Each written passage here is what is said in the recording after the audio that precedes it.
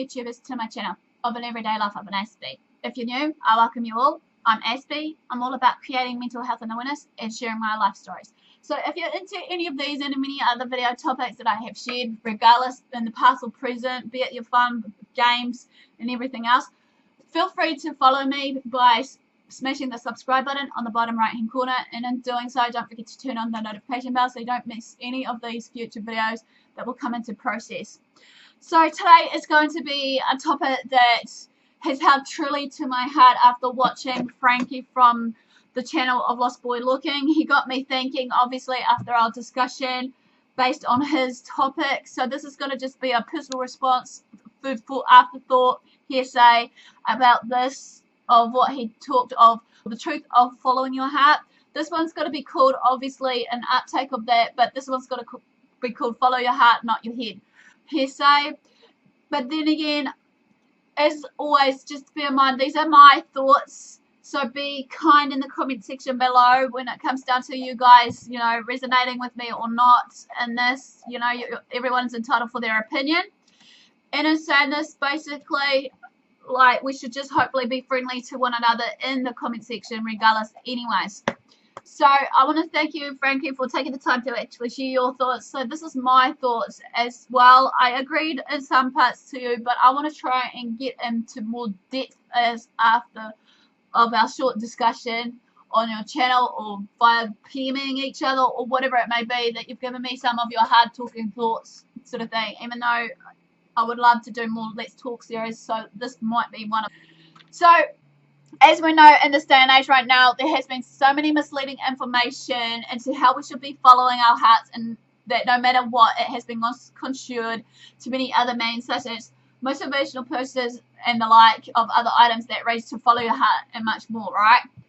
The statement of following our hearts has been now being diminished and vanished into thin air, just like that. You know, and now it's given us so much confusion into what is more important. Is it following our heart or following our heads, right? So usually we are torn between two options. The reason behind that is, obviously, it's because, again, society and all these messages that come through to us of what should be done and dusted for. And, like, we know basically with these two options, one of which can be a risky one and one could be a safer option. The risky option lures us to, maybe, here say as a classic example, make a quick purchase online, even though we know it's more than what we can or should be spending at that time. Time is running out on availability of the item, or even if it's on a sale price that we're in a real misconstrued hurry to try and get that item. The site is telling you exactly how many items are left on their sites, what have you. You're not sure exactly whether it will fit into your wardrobe or fit you personally.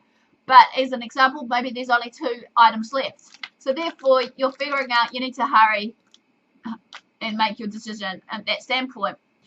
Your heart is shouting out a clear yes, telling you how great you will look in it and how happy it will make you. Shouting no just as loudly as inside your head, which instructs you to take a pass and save your money. So sometimes in saying this, basically, besides our body is like the mindsets, with this mindset of ours, it can be the powerful tool that can make us or break us, as I said in one of my videos, basically. And in saying this, when it makes or breaks us, it can either, if we make those everyday choices, do we want to choose to get destroyed by our power thoughts of these self-doubts and insecurities and all that goes into play. Even more critically, however, the non-online shopping decisions are those we make in relationships, as another example. It's when we're drawn to someone that we may be falling in love with or we're loving, who probably isn't right for us but appeals nonetheless to us. We're browsing through certain dating site profiles here, say if we're on a dating site, or another example is we're at a party and when we're instantly drawn to an attractive stranger. Unlike buying a purse or a pair of pants, however, this decision can affect not just our wallet but our overall well-being. But who knows? It might even affect the rest of our life if this turns out to be the perfect someone for you. Your heart again is clamoring up for your attention, encouraging you to go for it. Your head, though, however, obviously has furthermore questions before giving you the permission to plunge into this possibility of good, possibly a disastrous new relationship. So you're obviously tossing and turning with these decisions. Friends and family, however, will likely to tell you to listen to your heart as it knows what's best for you. Oprah Winfrey, the classic TV nationally host, also suggests to follow your emotional inclinations rather than those logic would suggest. But is that really good advice for us? Think back on the times when you did follow your heart. How did it work out for you? Maybe there were occasions when you threw caution to the wind and let your emotions take the wheel and all went well. But in other cases, it's likely there are at least as many times when your decision delivered the opposite outcome. Unfortunately, we tend to be bad statisticians when it comes to taking stock of our own prior experiences. Research on reminiscence shows that we tend to remember the distinctive events in our lives, particularly those that were pleasant. For example, Dickinson et al. 2011. For most people, even traumatic memories even begins to fade over time. As a result, we're almost programmed to go with our hearts because we remember the times when it provided the correct guidance for us. On the other side of this debate, however, is the fact that our rational decision-making process can have a pretty good track record too. You may not remember the times when you followed logic, however, because they made out that has been memorable. It's also possible that when reason prevailed, it's told you not to do something. Therefore, you have least to remember. Think back to the online shopping temptation, as I mentioned earlier in the piece. You remember the outlandish shoes you once bought because you still actually have them, if not the money you burned on them? You don't remember what you don't have nearly as well. You also don't think as much about the debt you would have incurred for the items you passed on because it's not there. What about the one who got away? Won't you always regret not having followed your heart's advice to go after that attractive stranger instead of taking the more rational wait and see approach to see if they may approach you? Again, remember that we're poor statisticians. Remember the choices you didn't make because not knowing the outcome would be the best you can do is a guess as to what might have happened.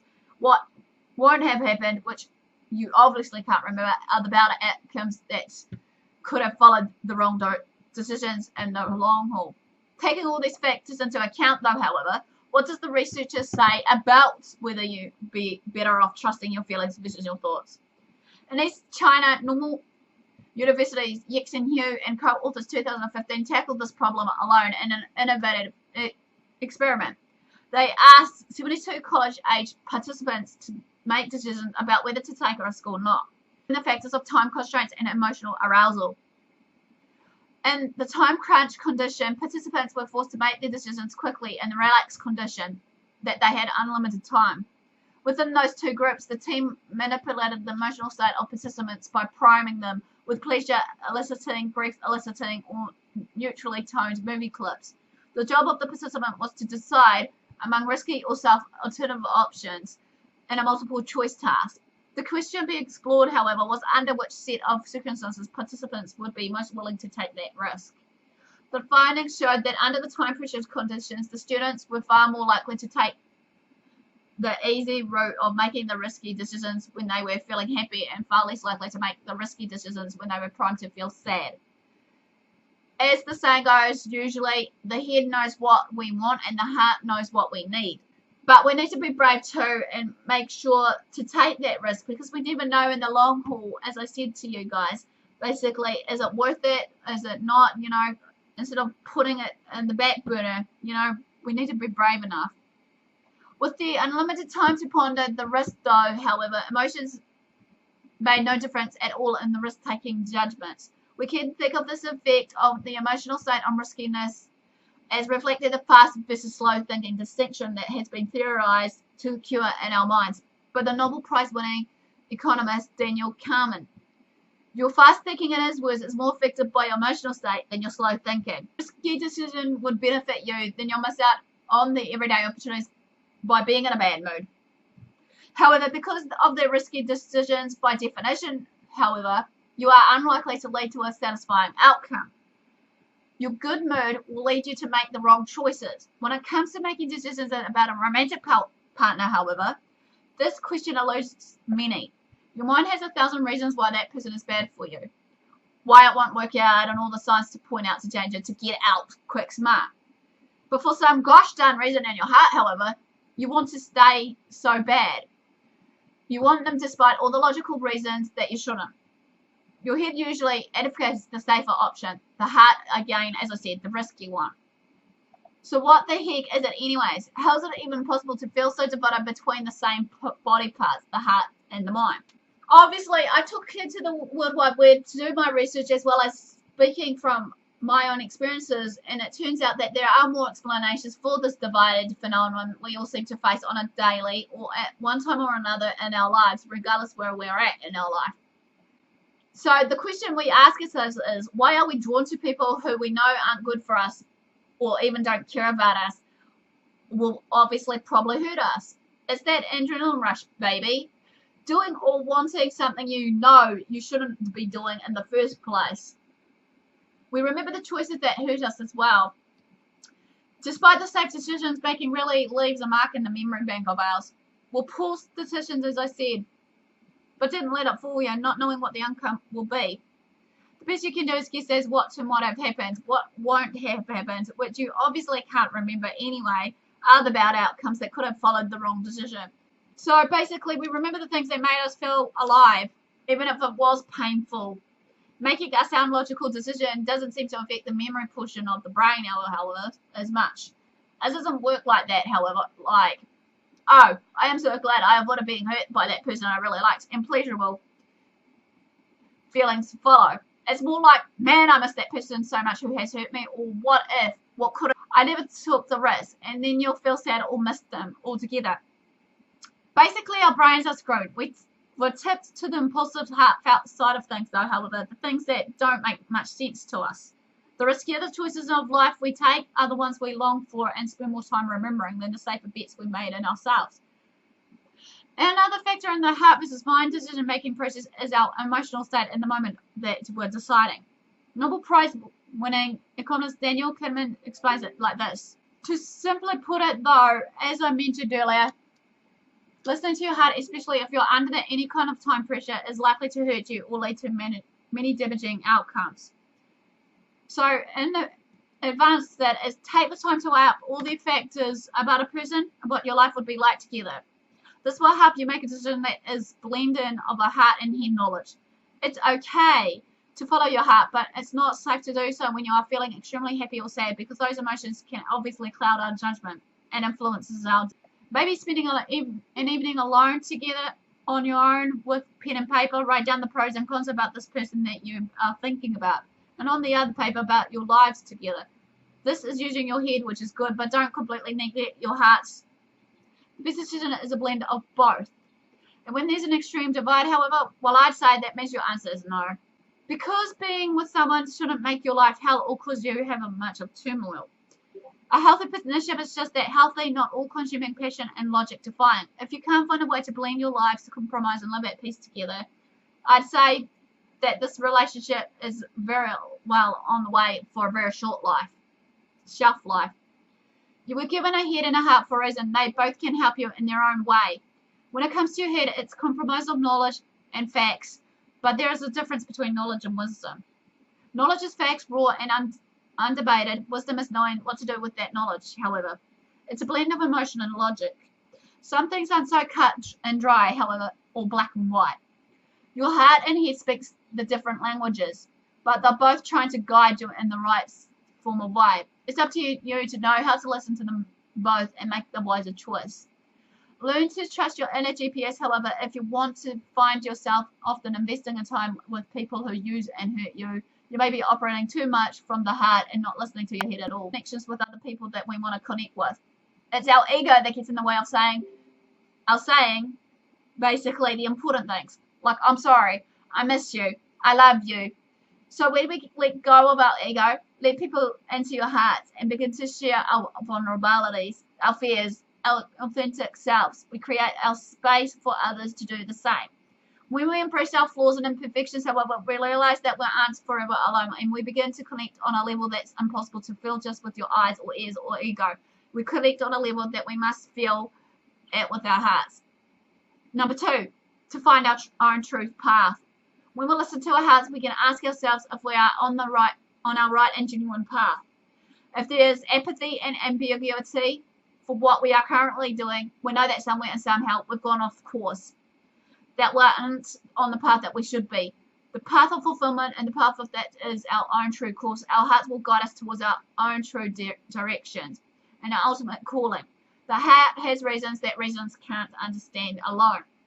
It has reasons basically also that the mind cannot fully understand, and it has reasons that society, friends, and even then won't fully truly understand either. But if we don't follow our hearts, we often spend the rest of our lives wishing that we did. Our passions, those moments, experiences, and people that we feed our soul with and makes our heart beat, don't just go away if we don't follow them. They fester in a way out our worthiness. Follow your passions, find your true path, then follow it with all your heart. There is no greater truth of it all. When we follow our heart, we cease to have regrets. Whilst things may not always go our way or in our favour, at least we all will have tried. At least we all know the truth, and at least we know that we will not be living asking ourselves the what ifs, how could it be done, why was it happening, and whatever else. Then it will help us to learn to trust our own instincts. Hurt happens. People hurt us on a daily. Everything hurts, but so does healing. So you can't always just think away out of the pain and confusion. You need to allow time. Sometimes the best answers come to a relaxed mind and a heart that's in tune with the universe. We often don't tune into our hearts more often or not because that's where our pain is stored. But when we're brave enough to live our lives from our heart, not only do we allow our own wounds to heal, but by sharing our stories, we can touch and help people's souls as well. Number 5, allow yourself to forgive yourself and others around you. When we listen to our heart, it tells us that it doesn't want us to hurt. It doesn't want us to hold grudges or be vengeful. As for the person that we end up hurting the most is ourselves. When we are honest with ourselves, we realize that the person that we are struggling to forgive is likely not sitting around and spending their time thinking about us. They're living their lives. They're having to move past us, and any history was shared. The same can be said of ourselves. We often have so many mistakes from our past that we struggle to let go of and forgive others for, or even ourselves. But we can't go back and change them. We can't erase them or control them. What we can control, however, is what we do in that moment on time of our present to move on forward. So let it be a future of kindness to ourselves and others, to focus on the present, and forget about the past, and not to worry about the future, because obviously the future hasn't arrived yet. Number 6, to love oneself. This may sound simple to some of us and impossible to others. People struggle with low self-confidence, social anxiety, and the belief that they aren't good enough. When we follow our hearts, we truly begin to love ourselves. We start to believe that we are good enough, even greater. We believe that we are exactly the person we should be. That everything that has happened to us, good or bad, has made us to the person we are today. That each of the things that has happened for whatever reason has taught us a lesson and enabled us to develop some sort of skill and knowledge that we possess today. We're just as what we should be, and we should love the person of who we are. To love ourselves is totally different from massaging our own ego. Ego judges and punishes. Love forgives and heals. Your ego will tell you you're not enough. Your heart will tell you on the opposite hand, you're more than enough. By following our heart and loving ourselves through the ups and downs of our life, we learn that we are worthy of love and deserve to feel loved. Without being able to love ourselves, it is very difficult to share that love with everybody else, or anyone else for that matter, that comes in our circle. Self-love isn't optional, however. It's a necessity. This can be the hardest step for many people. Many of us have been through so many difficult times. We have been hurt, humiliated, and discounted. What we have to remember here is that most of the time we have no idea what's going on or has gone on in this person's life. We don't know the pain and hardships that they may have made them the person to who they are today. So no matter what they do the greatest gift of all by giving them ourselves to show them love. To show them that no matter what they do, you will not waver, you will not be jaded, and you will not join in the negativity. You will only show love and kindness. My rule here is never settle for less for love. Then a heart can flutter. When your ego is in control and all you're accessing in a partner's looks, financial security, and social status, you miss out on the energy that can only be felt between the two souls at the level of the heart. If in the past we've been in a rough relationship or through a bad breakup, then often we close ourselves up, or even our hearts off, for fear of being hurt again. It does take courage to let that guard down and truly follow our heart. Live with an open heart, because you never know who might fall in it. When we follow our hearts, we may actually find that what we develop will be a newfound respect for ourselves. Not only that, we may get the respect of those that we love and admire. You may be questioning, why is this? It's because we are now focusing on what truly matters instead of the trappings of things that have no meaning at all. It helps us clear our meaningless things for things that fill us with purpose and passion. When we start to follow our hearts, when we are willing to ask ourselves the tough questions about what really matters, we may get to know ourselves on a level that we never had before. We may surprise ourselves when we are willing to ask the deep and tough questions, what we would choose a face between what our heart and our intellect tell us to do. If we listen to our hearts, we may be surprised that we can find a way to make our heart's desire come to. When we follow our hearts, we learn to trust our intuition. We are more in tune with that, what our hearts are telling us to do and what direction they are leading us. Sometimes it's been a long time since we've trusted our intuition. But having started to follow our hearts again, however, we clear a space to hear and listen to our intuition. When we learn we can trust our intuition, we are more open to. When we follow our hearts, however, we stop overthinking and things. We are able to deal with the curveballs that life has thrown us more easily. Again, question is, why is this, you may be asking? It's because we have started to believe that what should be is what will happen. We have faith and believe in our heart that we can survive anything that comes our way. And that has come our way for a reason. So to end these afterthoughts for you guys, listening to your heart is something that you're more likely hurts you than not, especially if you're under any kind of time pressure. Once you've had your alone time to sort through all these everyday factors, be it both rational and irrational, your judgment should become clearer. I find it is important to highlight the concept of listening to your heart, because it's knowing your true desires. It knows knows your wants and needs, and what will generally make you fulfilled. When we are honest within ourselves, however, when we are willing to ask ourselves the very tough questions, what is truly in our hearts, we open ourselves up to many possibilities. And then these possibilities to fulfill our heart's desires, that will then therefore to be who we were truly meant to be as a person, doing what we were meant to do. Obviously, decisions to take risks may in fact benefit you, but it does take our time whenever possible to gain the most fulfillment from these decisions. So yes, a blend of heart and head will lead you to the wisest, most favorable decisions. However, relying on too much on your heart, however, and you could be making dangerous and impulsive decisions with the harmful consequences. Rely too much on your head, however, well, my friends, you just aren't quite living enough. What's life without a little adventure and risk at the end of the day, right?